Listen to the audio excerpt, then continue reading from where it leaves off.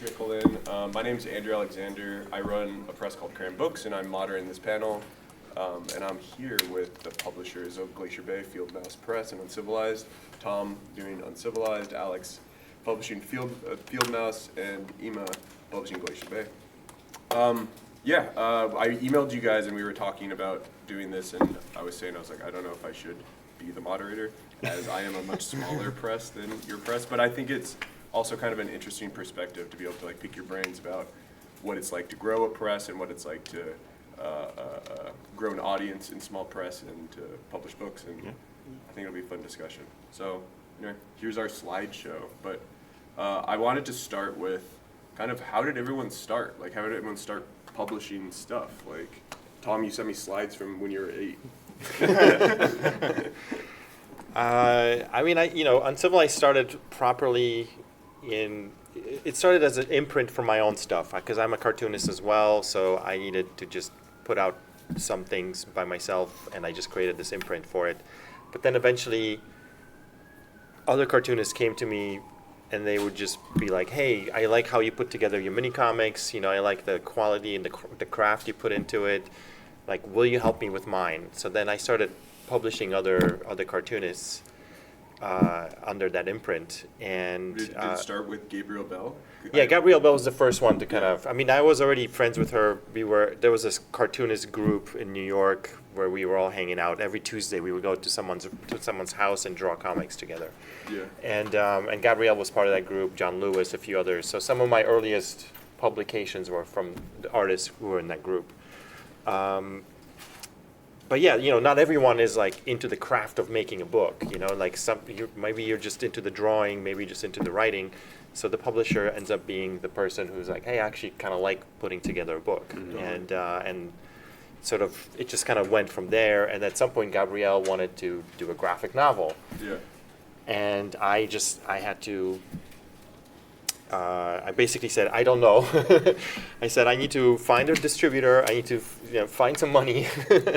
And you taught yourself a lot of things. Yeah, I was like, I need to go away for 6 months, and I need to think about it and see if I can become a real publisher, because this book that we would have done would have been way too big for a mini comics press. It would have been a book that really deserved distribution, being available in stores, etc. Because Gabrielle was already an established artist at that point. Yeah. So the only way to do it is to become a publisher. And you hear your comics when you're a kid. So in those moments of reflection, I kind of look back at my own history as a cartoonist, and so this is a comic I drew when I was 8 years old.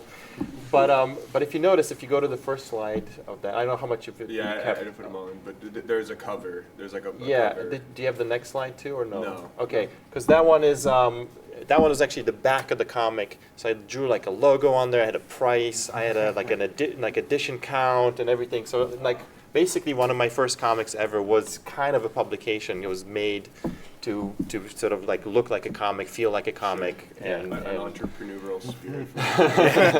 And this was in communist Poland, so I was ready to break out. So it just I realized that that's something that I really enjoy, not just for my own comics, but working with other cartoonists. Another reason for that was also I'd moved to Minneapolis from New York, so I was kind of a little bit isolated from my friend group that I made in New York. So this was a way to sort of keep in touch with a lot of cartoonists and kind of keep things going. We'll talk more about your growing because I'm interested in what it became. But Alex, what was the start for you? Because Fieldmouse is as old as CRAM, right? You said 4 years, and I started CRAM in November 2021. Yeah. Fieldmouse Press is a 501c3 nonprofit, and we launched in 2019 with our first publication, soulrad.co, so it's a website. In January of 2020, I've always joked that Fieldmouse has the best timing because we launched a brand new project right before COVID hit, which was cool and not a problem at all. And so we were doing this online literary magazine. And basically, the idea was like it was like a blogging supergroup, kind of like comics criticism, essays, interviews, that with sort of you stuff. and Rob. Yeah, with me, Rob, Daniel Alkin, and Ryan Carey.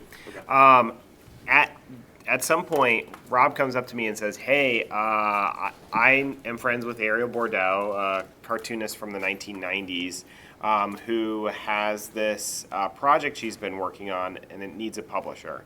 And he's like, "I think we should do it." And I said, "Rob, I don't know anything about how to make a book, how to publish a book, anything. I don't know anything." And he's like, "Well, you're smart. You can figure it out." Then Fieldmouse Press started publishing books. So that was you have like no mini, there's no like state. we started with a graphic novel. Beautiful. And I don't think I would change it any other way. I think like we got our feet underneath of us. I think it was a lot of like learning, specifically for the 501c piece, like launching that, like doing all that stuff. But then it was just like we were like Clutter did pretty well, and we were like, well, what do we, where do we go from here? And do we want to keep on doing this, or is it just a one-off thing? And we started having people like sending me emails like, "Hey, do you want to publish my comic?" Yeah. I'm like, maybe. And then and here we are now. We're publishing about 12 books, 8 to 12 books a year. Wow. Yeah. What about you, Mo? Yeah, what was the beginning?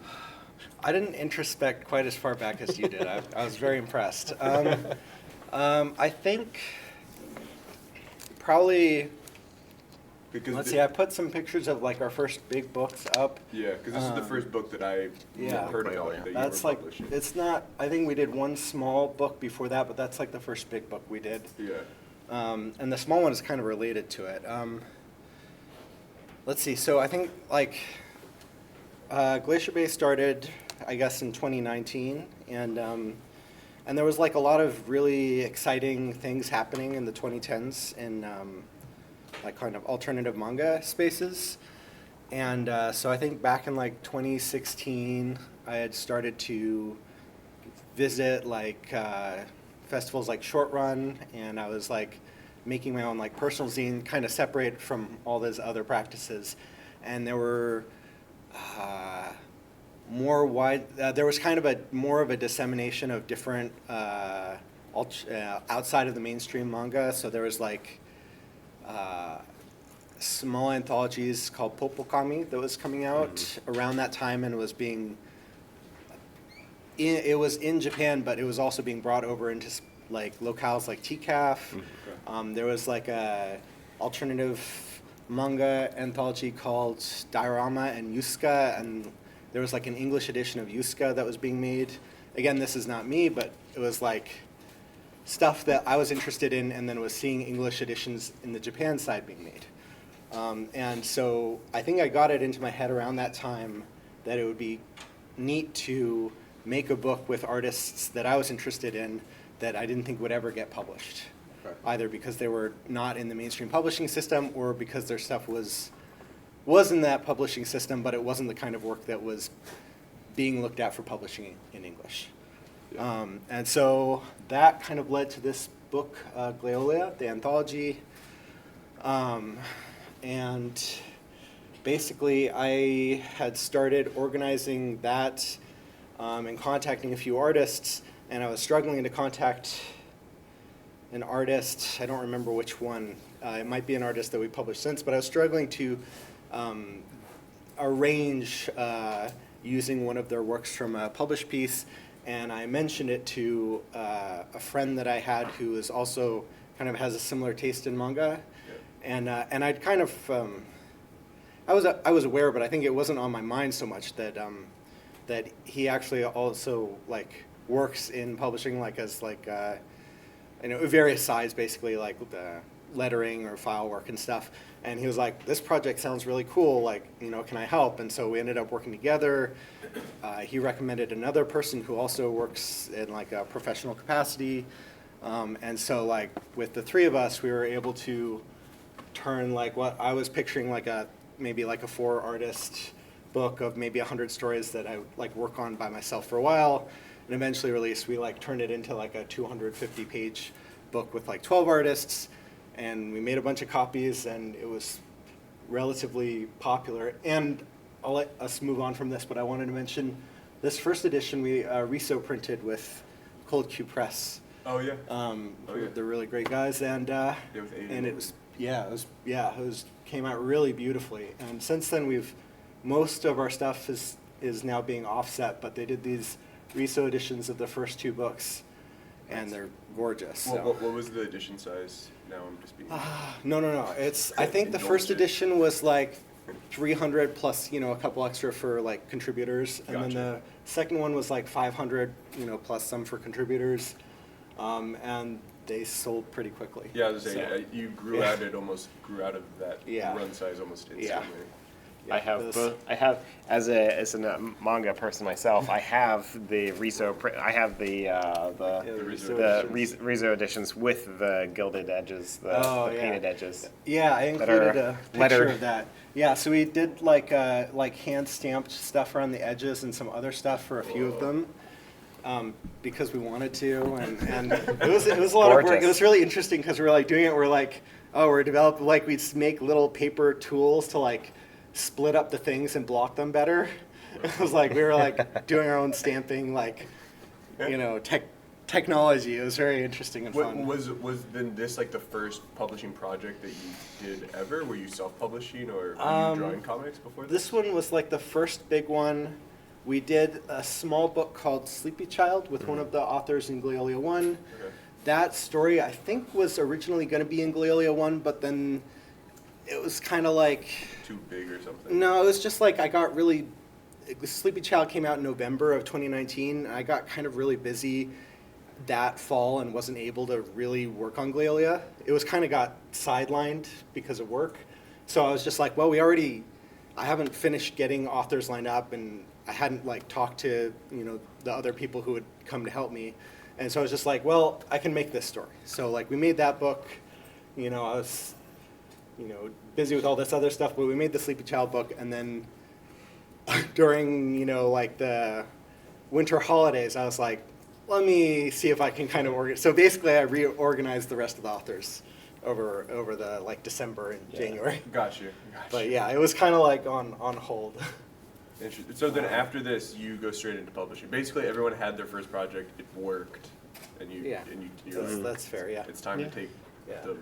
the plunge and go into Yeah. the unknown. Yeah. I put slides in for mine because experience was similar. I made this book, Me and Night. It's a handmade graphic novel, and I was in grad school, and I was supposed to be becoming an illustrator.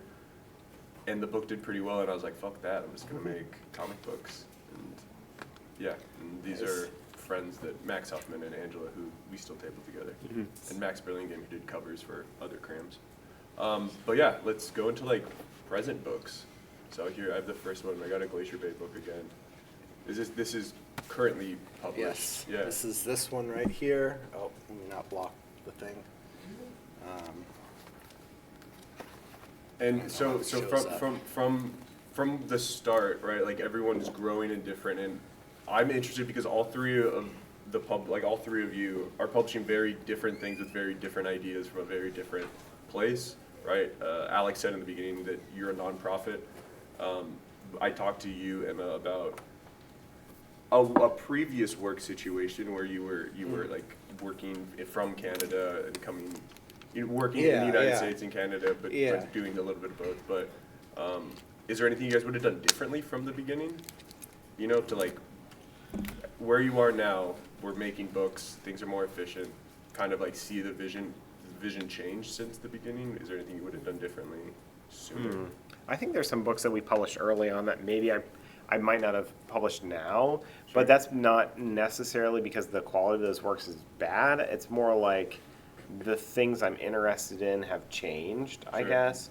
Our like organizational, like I think a couple things that we were, I wouldn't say slow to adopt or like, but when we were trying to get distribution, for example, we really struggled with that because it seemed like every small press distributor that we would talk to would go belly up, like, you know, within 6 months. Yeah. Like Small Press SPD went belly up there. You know, we were in talks with Diamond before they went bankrupt. Like, you know, just all the fun stuff.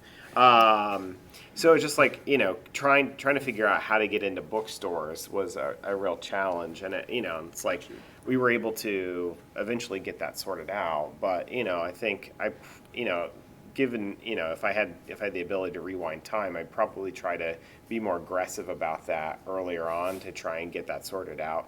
Yeah. Because I think for where we stand now, like I think, and maybe this is going to be different for every publisher, like. I wanted people to be able to buy the book in stores and not just on a website, you know.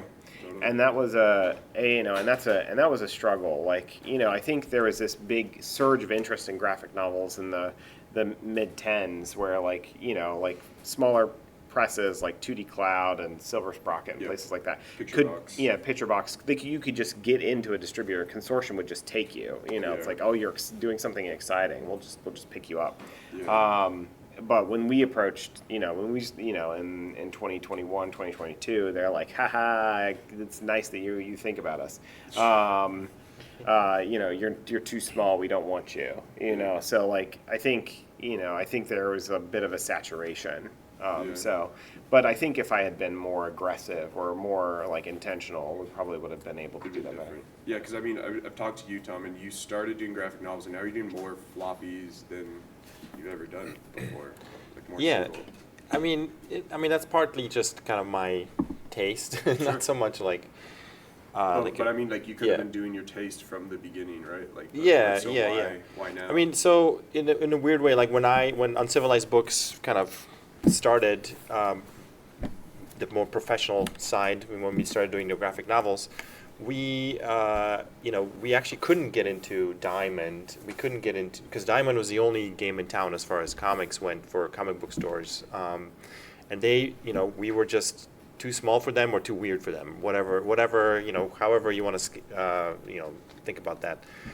So I started looking outside of that, and obviously the big, like as you were saying, there was a lot of interest in graphic novels in the book world at that point, starting, you know, probably in the early 2000s. And then through 2010s, etc.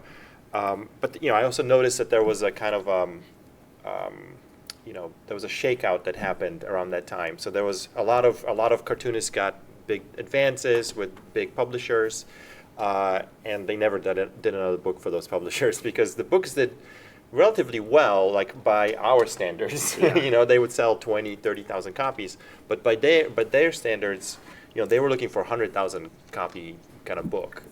So there was a lot of cartoonists who had a, you know, decent fan bases, but just couldn't sell to that level. So, you know, when Uncivilized started, that was kind of the opportunity. It was like, okay, there is this like level where for us this would be very profitable to do 10, 20,000 copy books, you know, and maybe we can make that work. Which are numbers I hear now, and I'm even like. Yeah, those numbers are, you know, the average graphic novel sells, I think now, like 2,000 copies, the average. But that means, you know, that some sell 1 million and some sell 0. So you're putting your average up against Dav Pilkey. Like, good luck. You know? It's like, God love that guy, but you know, he's making it so that we have customers in 10 years. But yeah, our print runs right now are anywhere between 500 and 2,000 copies at the highest, and that's, you know, I'm okay to say that there are some books where we printed 500 copies, and I don't think we'll ever sell all of them. But the risk is worth it. Publishing is a privilege. It's a privilege. It's exciting. I think the work needs to be seen. You know, you're going to have these books where you're going to end up taking you're going to either break even or take a loss on it, but the work that you did on that is what is most important. Totally. It existing. It existing is critical. And I mean, I feel like you're almost not separate, but you are making manga exclusively translated work, right?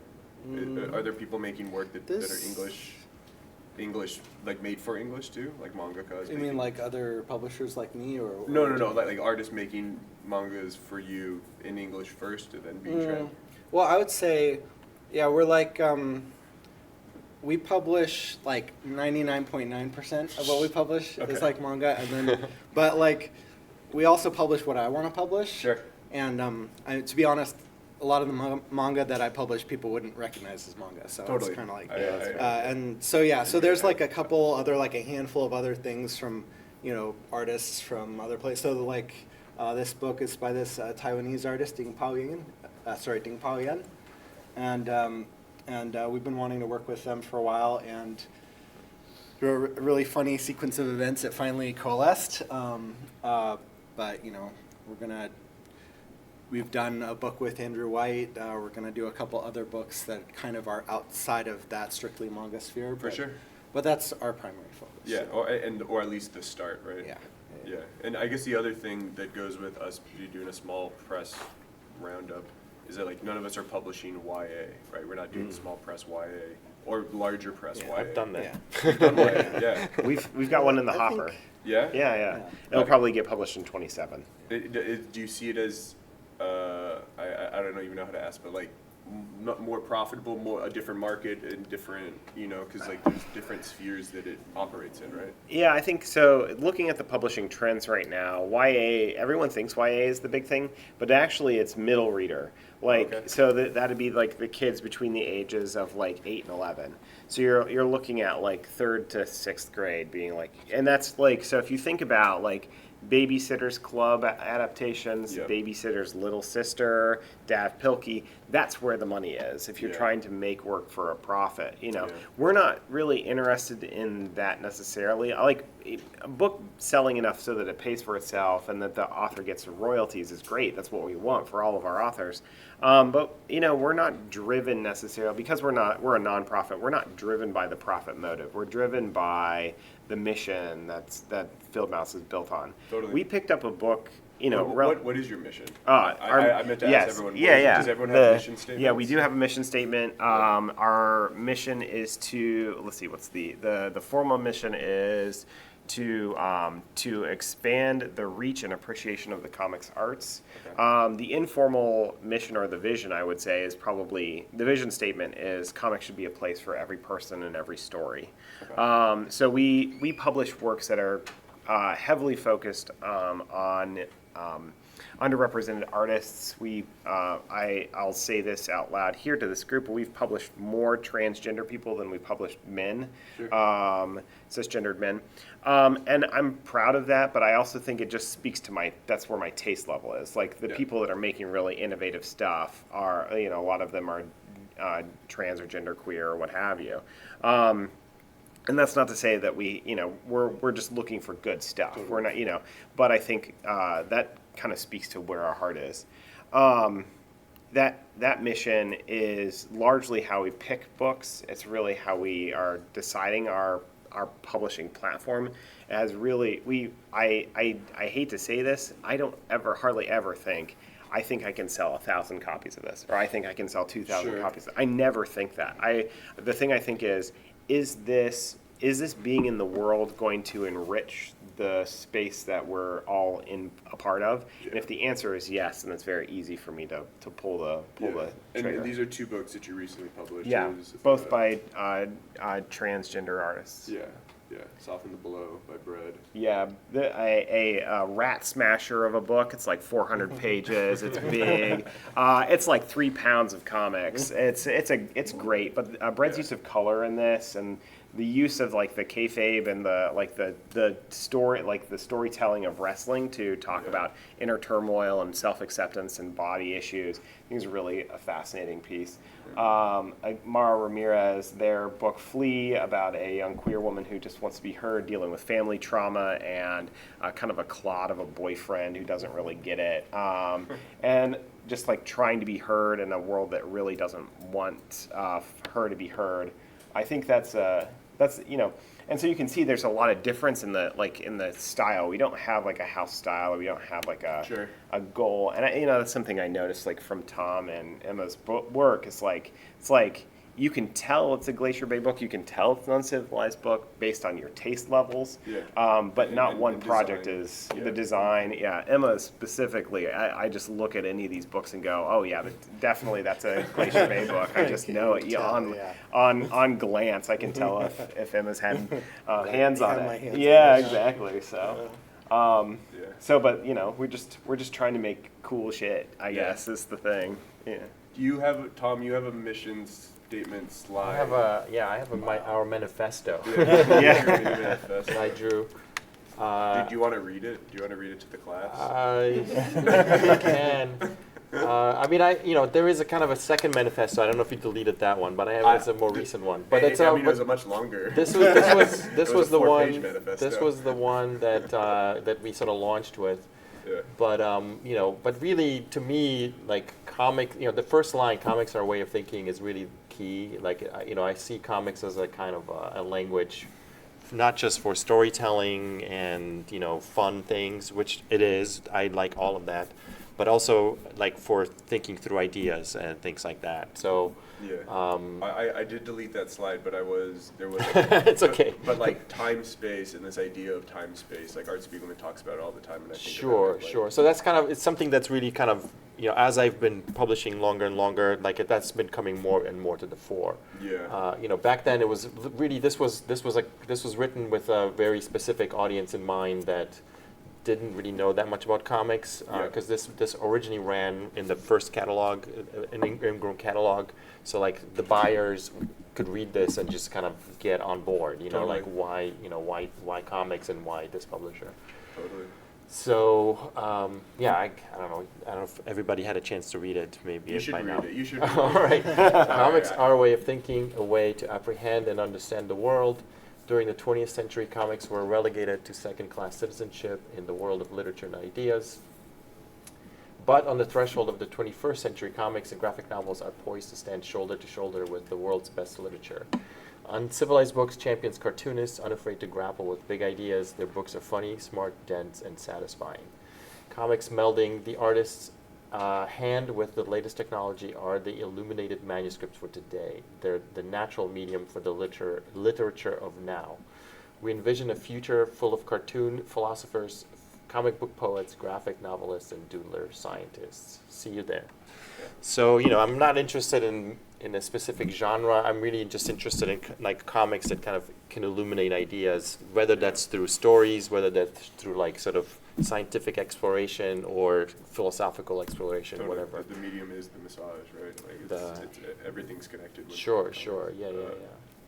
Emma, what's your mission statement for Both of Glacier? those answers were so elegant. I was sitting over here, I was like, I've had to write something along these lines before, and what will I say? I'm not sure. But I would say that our vision when starting Glacier Bay Books, and which is kind of a through line to now, is probably still that I want to help bring into the world books that wouldn't otherwise be available, wouldn't otherwise be created.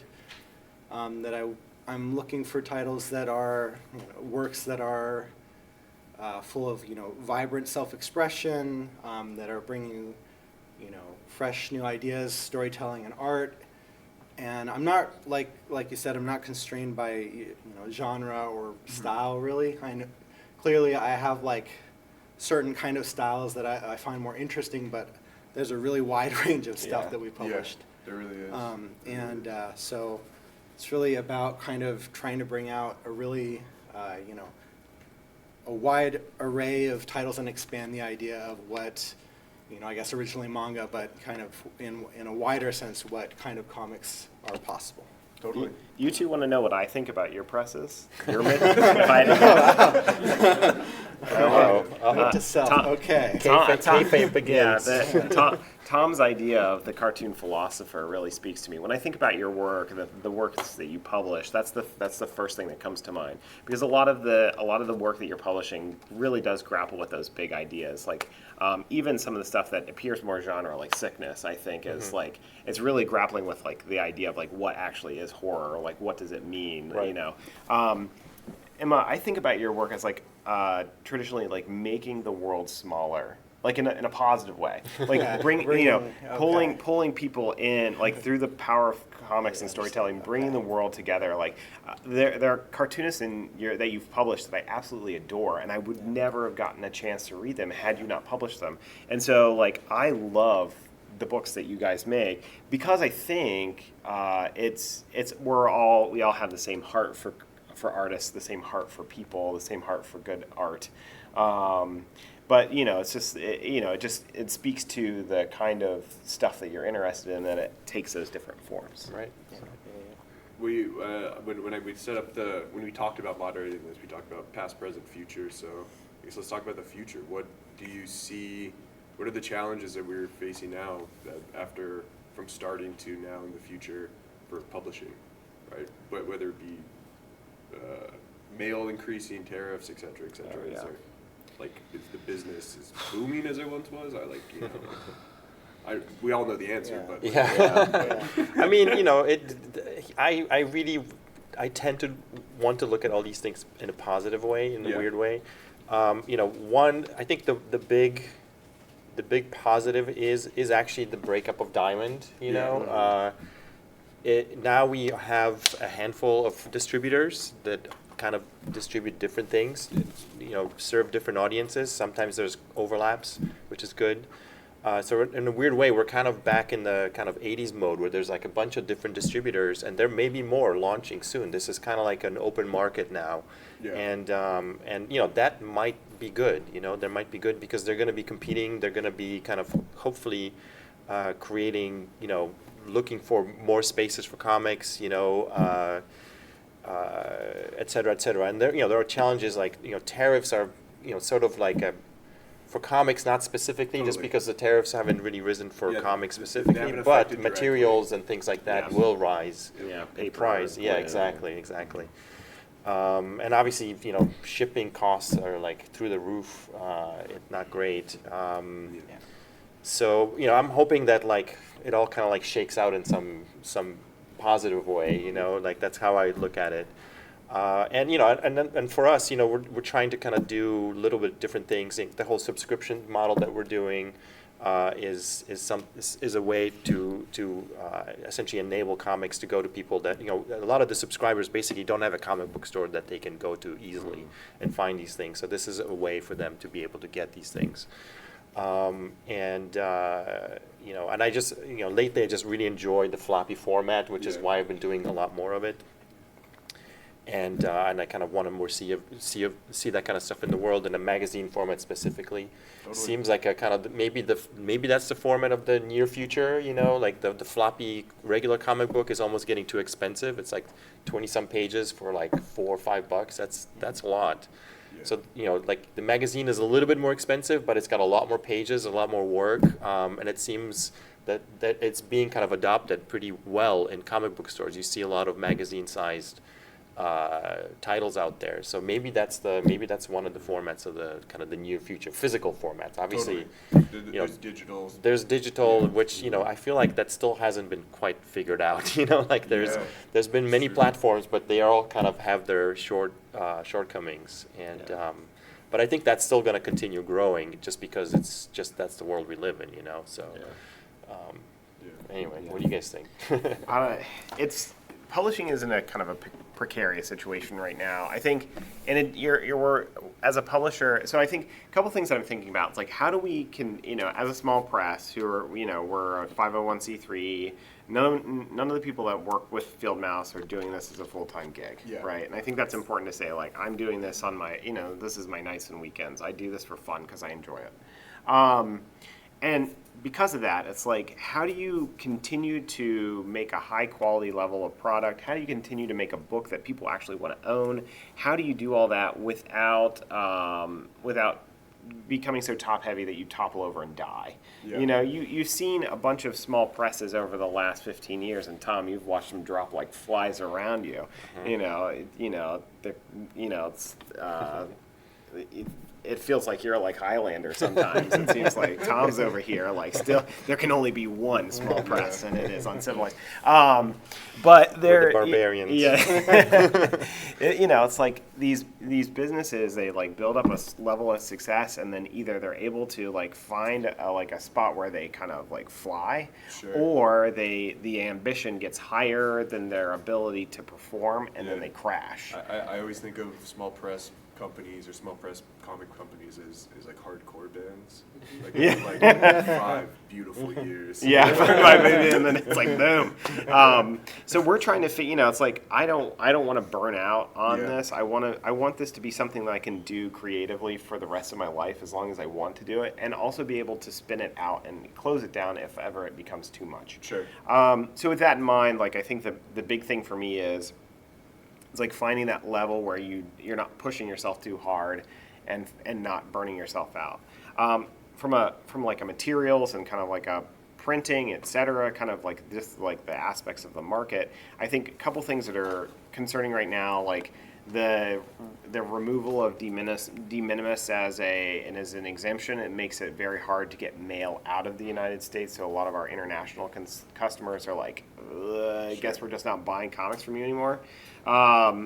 And censorship is starting to be something I'm thinking about a lot more, both on the printing side. Like there's been a major crackdown in China on censorship. We actually had a book in our most recent season that was picked up for censoring because there was an image of 2 women kissing at a college party. Like legitimately, that was it. They're like, you can't print this in China. And so we had to figure out like, what do we do with this book now that it's not going to get printed here? So those are like little things. But then I think generally we're printing a lot of work by queer cartoonists, like just straight up. And the political environment in the United States is not very kind right now to queer people. And so it's just like, how do we continue to devote our energy and resources in a way that's meaningful and not just lip service? How do we continue to make the quality of work that we want to make, and tell Big Brother to fuck off, excuse my language, because that's the stuff that I'm thinking about right now. Totally. I mean, that's why we publish, right? Yeah, absolutely. That is the privilege, right? You get to speak. Yep. Yeah, I think I haven't encountered issues with like censorship on the printing side yet. In some cases, that's a little surprising to me, but it hasn't occurred yet. But it is something I'm thinking about. And then also on the political environment side, because there's certain works that like maybe comment on like different parts of like contemporary culture that I am seeing there's a lot more active policing of this kind of content, which is kind of a little concerning. So like, there's some comics that are like commenting on Palestine that we've been looking at publishing, and there's a lot, going on in the space right now, which is making me a little wary about what kind of blowback that could lead to. Yeah. Not that it's really changing our plans, but it's something that I have to then factor into like at every stage of how we're going to approach the book. Yeah, Sure. it's just something that you wake up from a stress dream from. Now I wake up from those. No, they just last I'm not forever. sure I have, yeah. It's like stress dreams about printing comics. It's a beautiful thing. It's like, but it's like last night, like beautiful day at CXC. I have a great time. Go back to the hotel and have a stress dream about Chinese Gestapo-esque guys knocking on my door saying, there are too many gay people kissing in your books. Too many gay people. It's got to stop. And I'm like, oh God. And like wake up and I'm like, oh, it's 2 a.m. and I have a migraine. Yeah, we had one case of censorship in China, and that was more of a kind of political thing. One of our books is called Damnation Diaries, and it's about a psychologist, hell's only psychologist. But there's a kind of rebellion that happens in hell, and it's like a clear Trump allegory.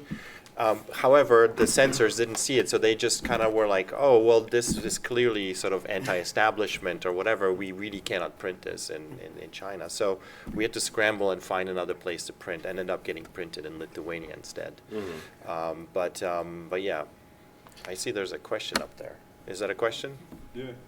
In ancient history, there was one episode that I was involved with, the gay comics and the Meat Man, where the publisher was Gay Comics, Bob Ross, San Francisco, was trying to ship books to Glad Day in Toronto, Okay. and got stopped at the border.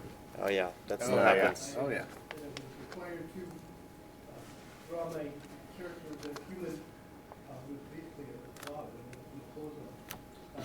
You had to put gym trunks on. That's just the worst of we Yeah.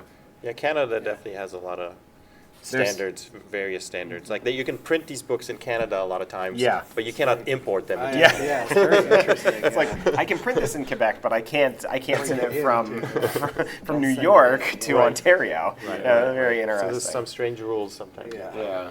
Yeah. I mean, I'm glad everyone's optimistic about the future. I mean, You have to. You gotta I think be. You gotta be. to be a publisher is to it's almost like being a parent, because usually the books are your babies. I say this as a parent, so I think I have the right to at least be a little goofy about that. Yeah, you can call books. I can call them, kids. yeah, they're my kids. You know, it's like being a publisher or being a parent is a dramatic is a dramatic expression of hope in the world. Yeah. Because not only am I saying that I believe in this art so much that I'm willing to put my own money and time and dedication to, but I think that there are going to be people out there that want to read it, that actually need to read it. And not just now, but Not just now, but in the future. And so that, to me, I think as long as there's a will to make work that speaks to the human condition, that connects us together, that shows us that we are more the same than we are different, I think, then I think publishing will always be something that's worthwhile, something that has a positive future. Totally. So, We have about 10 minutes. Yeah. Do we have questions from the audience? yeah, Andy. Awesome. Yeah, my question's for Alex, actually. Can you talk about how the decision to be a 501c at the beginning, fits your mission, or Yeah. specifically, does it allow you to fulfill your mission in a way that you couldn't do it if you were a for-profit publisher? Yeah, the two parts of the question. I'm not sure if this is being recorded. If it is, let me respond. Let me reiterate those for the microphones. So the first part was what was it like starting as a 501c3? So to answer that question, I think we started as a 501c3 because we were planning to launch this literary magazine online, and we didn't really have a whole lot of ideas about how it was going to be built. But we were it was just well, Alex is just going to sign us up for a website and we'll just figure it out. And I'm like, no, guys, let's actually do the pre-work and do the thing. And there was this conversation about LLC versus 501c3. We really saw ourselves as doing something that we thought was for the public good. And that was making more conversation about art happen. And so because of that, we decided to go that route. And then the print publishing grew out of that idea. And so, yeah, we take on more missional work. We take on works that, like I said earlier, I don't have a profit motive when I'm thinking about publishing. I'm thinking about what's gonna fucking rock, man. But what's cool? What is neat? What's interesting? I think, and what challenges our preconceptions of comics, etc. Totally. The second piece is the second part of the question was are there things that you've been able to do or decisions that you've made that you wouldn't have made if you were for profit? And the answer is absolutely. There are books that I've published even in the last year that I don't think a for-profit publisher would have touched with a stick. Sure. Okay. And not because they're bad; they're amazing works of art. But for example, Brett Tarleton's book. It's almost 400 pages. It's this very surreal, very harrowing journey of personal exploration and self-loathing, body dysmorphia, like coming to grips with yourself as a person, it's a hard book to sell, let me tell you. Yeah. Does it deserve to be in the world? Absolutely. Does it speak to the human condition in ways that some other art I've never seen before? Yes. And so if I was running a for-profit publisher, I probably would think twice about picking this book up. Totally. But Like the risk involved. the risk is just very high. But because I have the backing of the 501c3, I have less worry about that profit motive, and I have to think about what does our board want, what do our donors want, what makes sense for our, for the flagship. So, Totally. Very interesting. but I love this book. You should come pick it up.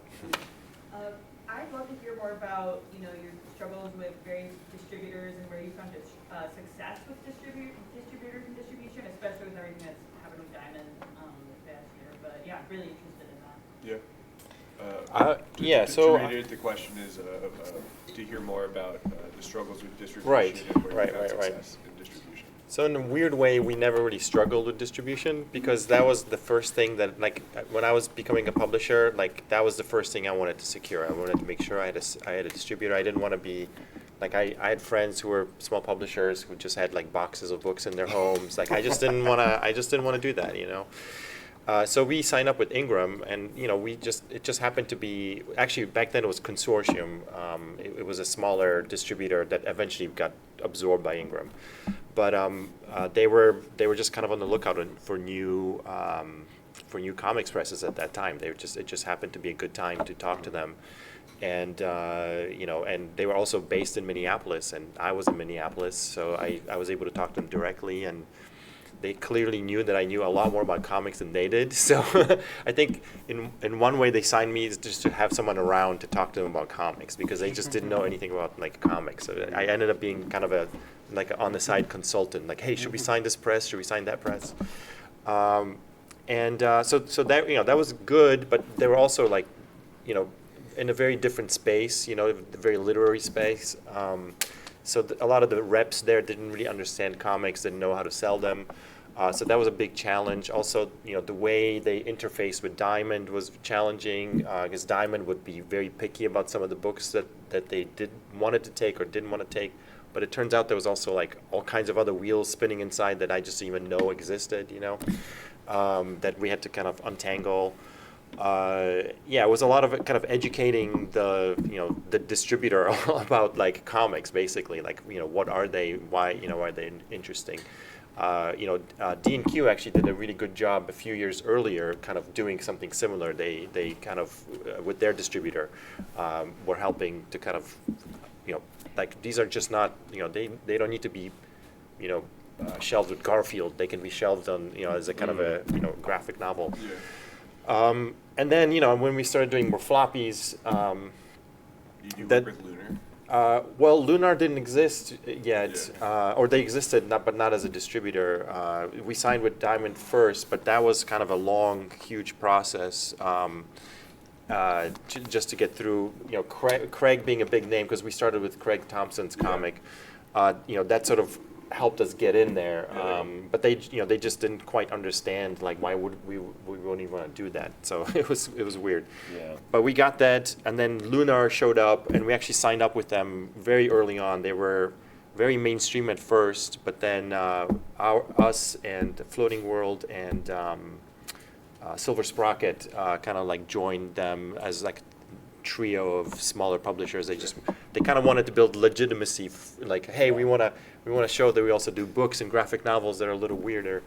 So that was helpful. So when Diamond went down, we had a backup. So it wasn't such a, but they still owe us a lot of money. Like, it's still terrible. But at least there's other publishers with much worse straits than we ended up with. So Yeah. Can I direct it towards you, Ima? What do you do for distribution? I do all of our distribution myself. That's what I thought. Yeah. Yeah.